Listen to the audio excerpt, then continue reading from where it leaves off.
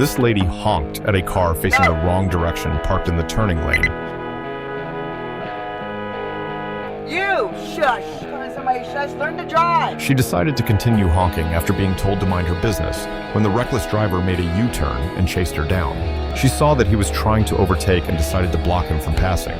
He dodged and swerved around to cut her off. She then laid on her horn and didn't let go till she decided to make a turn.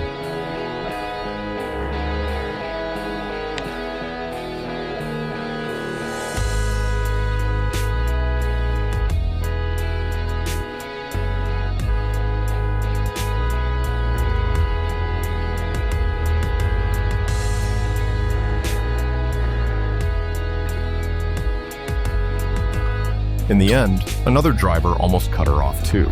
Was she having a bad day?